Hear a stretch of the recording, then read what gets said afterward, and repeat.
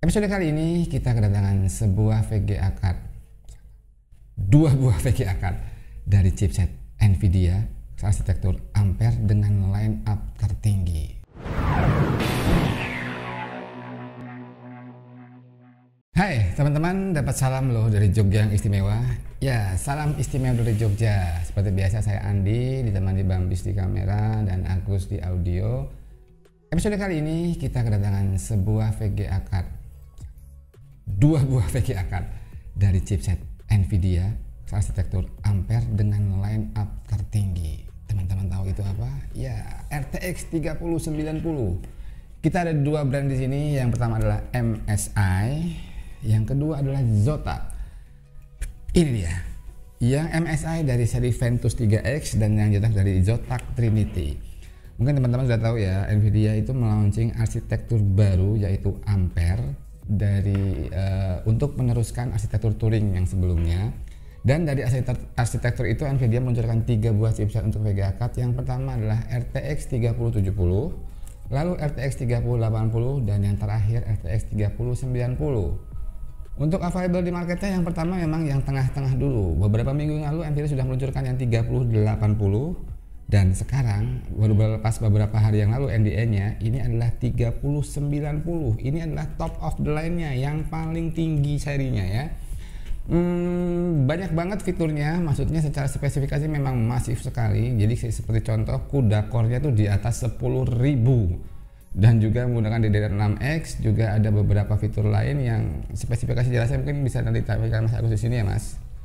Spesifikasi jelas seperti ini, dan ini menyebabkan RTX 3090 diklaim sebagai VGA card terkencang yang ada saat ini, dan sudah mengklaim bisa melakukan gaming di resolusi 8K, 8K gaming ready. Wih, keren banget. Oke, episode kali ini kita akan unboxing dua-duanya. Jadi kalau dari brand-brand seperti ini bukan referensi ya, jadi boardnya memang didesain sendiri oleh masing-masing pabrik. Kita akan lihat bedanya. Demikian pula dengan sistem pendinginannya, mereka juga membuat inovasi sendiri-sendiri untuk mendinginkan chipset 3090 ini. Jangan kemana-mana, abis ini kita unboxing satu-satu, kita lihat fisiknya. Oke teman-teman, yang pertama akan kita unboxing adalah yang MSI dulu. Di sini adalah MSI Ventus 3X. Mungkin teman-teman sudah tahu ya bahwa Ventus itu sebenarnya seri value-nya dari VGA card MSI. Selain ada Gaming X Trio dan Gaming X seri, juga ada Ventus, dan Ventus ini termasuk yang relatif rendah harganya seharusnya. Tapi untuk yang khusus yang 3090 dan 30.000 seriesnya Nvidia, memang dari sisi Nvidia sendiri bahkan sebelum ini launching sudah minta maaf duluan. Sebelum itu sudah minta maaf bahwasanya kemungkinan besar bahwasanya chipset 30 series ini akan sangat langka, akan sangat shortage, akan sedikit sekali di market, mungkin sampai akhir tahun. Dan sebagaimana hukum dagang, ketika barang sedikit dan demand-nya banyak, kemungkinan juga harganya akan jauh lebih tinggi daripada SRP yang diluncurkan Nvidia. Sebagai informasi, kayak 3080-an itu harganya 13, 14, 15 juta tergantung brandnya. Kalau yang 3090 ini dari pantauan saya di beberapa marketplace, harganya di kisaran 30 juta rupiah dari berbagai macam brand. Bahkan ada yang lebih sampai 33, 34 juta rupiah. Oke, nggak usah lama-lama, kita unboxing dulu yang MSI ini. Kita lihat bentuknya seperti apa, yuk kita buka bareng-bareng. Kalau dari bentuk fisik blusnya memang tidak banyak jauh berbeda dari seri-seri sebelumnya. Hitam hijau. Kita lihat isinya ada apa aja. Box warna kita buka. Ya sama, dalamnya juga ada box lagi. Oke, ada gabus pelindung di luarnya, kartu garansi dari distributor resminya. Sana ada amplop hitamnya. Coba kita buka isinya apa. Amplop hitam Dove. Ya, ada beberapa dokumentasi di sini, dari mulai quick installation guide, beberapa ini apa ini? How to upgrade your PC with a new graphic card. Ini ada buku petunjuk mengupgrade VGA card di PC kamu. Dan lucunya ini adalah berbentuk buku ya, kayak buku cerita, buku kartun, komik, seperti komik. Ya, ini masih yang lumayan MSI, lucu. Ada ucapan terima kasih, thank you for choosing our MSI product, dan ada beberapa dokumentasi lainnya. dan sudah mulai masuk akal ya, nggak ada CD drivernya, dan itu juga kadang-kadang udah nggak kepake lagi zaman sekarang, susah nyari DVD ROM. Lalu sebelum kita buka VGA cardnya, ada apa lagi di sini? Apa ini? Sebuah stick logam, ya dari logam. Oke, saya pikirkan belakangan. Untuk apa kira-kira? Dan ini adalah VGA cardnya.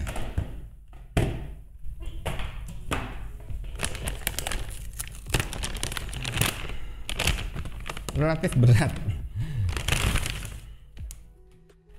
Ya, ini adalah RTX 3090 Ventus X3X dari MSI. Bentuk fisiknya kayak gini teman-teman, tebal juga dan relatif berat. Desain 3 fan, mungkin juga tadi di depan ada 3X, jadi 3 fan ya. Dan dilihat di sini bahwasanya HSF-nya relatif masif, sama seperti 3080 yang pernah kita unboxing dari merek Zotac. HSF-nya lebih panjang dibandingkan boardnya. Lalu outputnya standar, 1 HDMI dan 3 DisplayPort. Power pinnya seperti apa? Sama seperti 3080, 8 pin kali 2. Jadi kita butuh 8 pin PCI Express 2 kali untuk bisa menghidupkan VGA card ini. Oke, ini yang betul saya penasaran, ini buat apa kira-kira? Kalau dilihat seperti ini, oke. Ya. Saya ngerti. Jadi mungkin ini karena relatif berat ya, MSI mempersiapkan untuk mencegah hal-hal yang tidak diinginkan terjadi karena ini berat banget dan kebanyakan masang VGA card kan begini casingnya. MSI menyatakan sebuah penyangga, ini kayaknya penyangga, jadi kemungkinan besar dan saya hampir yakin seperti itu. Nanti posisinya itu seperti ini, dia akan disekrup di casing, ini kan disekrup di casing nih di belakang outputnya di sini. Lalu ini juga akan disekrup di casing di bawahnya, dan ini karet ya, dari karet akan membantu menopang VGA cardnya seperti ini. Nah, sehingga bebannya terbagi, tidak hanya di sini, cuma dibagi ke sini juga. Cukup menarik. MSI memikirkan hal-hal sedetail itu. Kayak gini nanti kira-kira posisinya. Oke, habis ini kita bahas lebih detail. Kita akan buka dulu yang Zotac. Jangan kemana-mana. Oke, berikutnya kita akan unboxing yang Zotac RTX 3090 Trinity. Jadi ini seri yang sama dengan 3080 yang kita unboxing beberapa waktu yang lalu. Serinya Trinity. Harusnya juga sama secara desain 3 fan. Yuk kita buka bareng-bareng. Secara packaging, secara kemasan ini relatif sedikit lebih besar daripada MSI tadi. Apakah VGA cardnya juga lebih besar? Mana di bumi? Oh yang ini. Kita buka dari sini ya. Oh.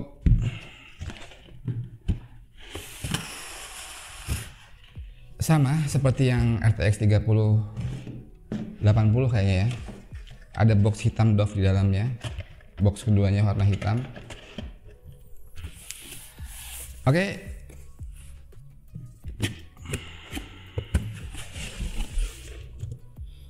Wangi barang mahal. 30 juta John. Sama, ada satu buah manual book di sini. Ada covernya lagi. 2 buah konverter PCI Express Power. Jadi outputnya 8, inputnya 6 pin kali 2 PCI Express. Dan VGA cardnya. Jadi sama, paket penjualan Zotac memang relatif minimalis, nggak ada apa-apa ya lainnya. Terusin aja daripada ribet. Yuk kita buka seperti apa VGA cardnya. Ya, ini dia. Secara fisik nggak jauh beda dengan yang RTX 3080 yang pernah kita unboxing beberapa waktu yang lalu. 3 fan, desainnya butuh 3 slot PCI Express, backplate, 2 buah 8 pin kali 2 PCI Express Power, dan outputnya juga standar, 1 HDMI dan 3 buah DisplayPort. HSF nya sama, dalam artian lebih panjang dari boardnya dan di cover seluruhnya oleh 3 buah fan. Oke, kita akan bandingkan dengan yang MSI tadi. Habis ini kita akan bandingkan secara fisik, kira-kira seperti apa perbedaannya. Jangan kemana-mana teman-teman. Oke teman-teman, sudah kita unboxing dua-duanya. Yang ini adalah Zotac Dan yang ini adalah MSI. Ya, secara berat sama-sama berat tapi sedikit lebih berat yang MSI. Mungkin sekilas teman-teman bisa ngelihat bahwasanya yang Zotac relatif kelihatan sedikit lebih ramping. Jadi kalau kita lihat dari bagian depannya, fan-nya Zotac itu nggak ada frame-nya. Jadi di sekeliling blade-nya itu langsung nggak ada frame-nya, dan MSI itu ada. Makanya kesannya ini lebih ramping kalau dari sisi bagian depan, bagian samping ya, bagian fan ya. Oke, kita bandingkan dari bagian atas. Duh, apa? Hati-hati ya, Di. Oke. Iya, begini. Di sini dilihat bahwasanya di Zotac ini ada kemungkinan, bukan kemungkinan, ini akan bisa menyala. Ada lampunya RGB, sedangkan MS itu nggak ada ya. Kalau ini ada garis-garis dan ada tulisan Zotac Gaming, mungkin bisa lihat di belakang juga kayak gitu. Itu bisa nyala RGB dan kemudian bisa dikontrol dengan software. Lain itu dari samping seperti ini, dari bagian atas kelihatan bahwasanya MSI itu lebih tebal. Ini dimungkinkan karena, coba kita ukur. Ya, HSF-nya yang punya MSI itu sedikit lebih tebal, sekitar 1 cm lebih tinggi. Jadi HSF yang nempel ke GPU-nya itu lebih tinggi, sekitar setengah sampai 1 cm. Jadi ini ya sedikit lebih tebal yang MSI. Secara umum jadi agak lebih tebal ya. Kalau dilihat di sini juga secara ini butuh 3 PCI Express, kalau ini mungkin sekitar 2,5 slot ya.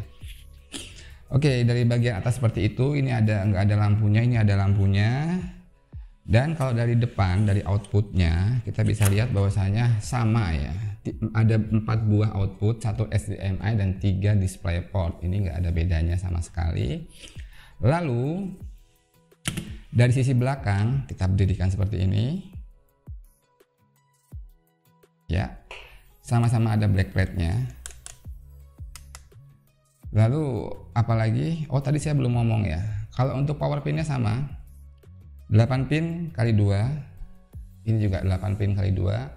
Dan ada NVLink slot di atasnya. Ya, ini juga ada. Ini juga ada. Apakah ini fungsinya? Dimana kita bisa memparalel VGA card ini sampai 3 pieces maksimal. Jadi kalau ngerasa ini kurang kencang, bisa beli 2 lagi terus diparalel pakai NVBridge-nya dari Nvidia, NVLink-nya.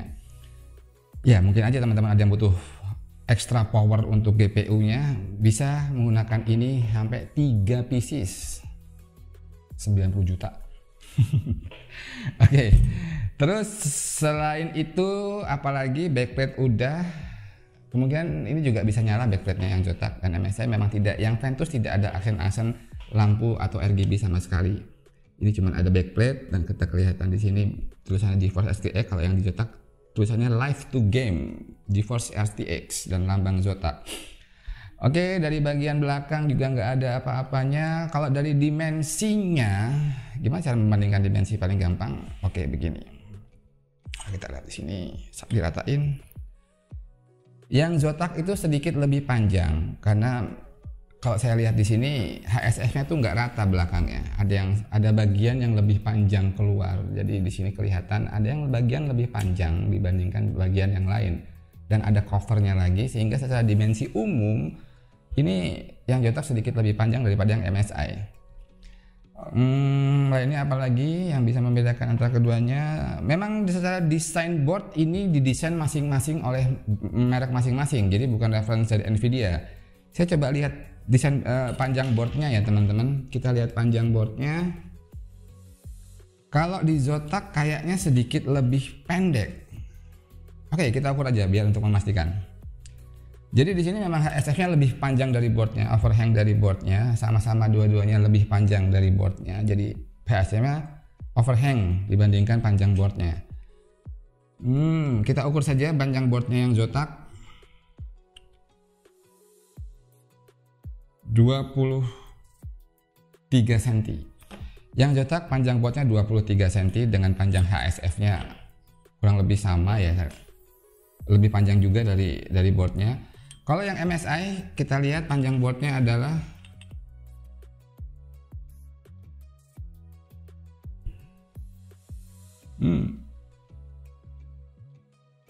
25,5. 25,5 ini 22,5. nggak sampai 23 ya. Ya, 23 sama 25,5. Ini 1,5 cm lebih panjang. Kita 1,5 sampai 2 cm lebih panjang. Jadi memang desain boardnya MSI itu lebih panjang dibandingkan Zotac. Tapi untuk HSF-nya sama. Jadi secara umum panjangnya kurang lebih sama, tapi ternyata memang Zotac ada beberapa bagian yang lebih panjang HSF-nya, jadi secara dimensinya sedikit lebih panjang. Oke, itu teman-teman perbandingan dua VGA card RTX 3090 secara fisik. Habis ini kita akan coba sedikit mengulik masalah spesifikasinya. Kenapa sih VGA card ini bisa diklaim sebagai VGA card terkencang saat ini di dunia? Jangan kemana-mana, bersama saya Andi dari Jawara Media. Ya, teman-teman, ini adalah dua buah VGA card terkencang yang ada dari MSI dan Zotac. Sudah kita unboxing, sudah kita bandingkan fisiknya. Yuk kita coba bahas sedikit aja masalah teknisnya. Kenapa sih mereka bisa menjadi yang terkencang saat ini? Ya karena dari pihak kompetitor AMD sendiri baru mau meluncurkan Big Navi itu mungkin akhir tahun ya. Nanti kita juga akan lihat perbandingannya. Akhir tahun akan seru kayaknya. Oke, ini A1 Ampere dari Nvidia sendiri mengklaim ada banyak banget perbaikan, dari mulai ray tracing core-nya juga ada versi perbaikannya yang diklaim lebih efisien, juga tensor core-nya, DLSS-nya. Dan yang paling gampang kita announce itu, yang kita lihat itu adalah masifnya CUDA core yang ditanamkan pada arsitektur Ampere. Sebagai perbandingan, top of the line-nya Turing itu 2080 Ti, 2080 Ti ya, 2080 Ti, 2080 Ti, oke.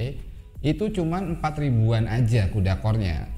Dan ini top of the line-nya si Ampere itu 10.000 lebih. Jadi harus dikalikan 2 tuh masih lebih banyak ini CUDA core-nya. Jadi misalnya secara kasar kita pakai 2 buah 2080 Ti untuk menggunakan CUDA core-nya untuk merender sesuatu atau mengencoding sesuatu, itu kalah dengan ini secara jumlah core-nya ya. Kita belum bisa membandingkan secara langsung.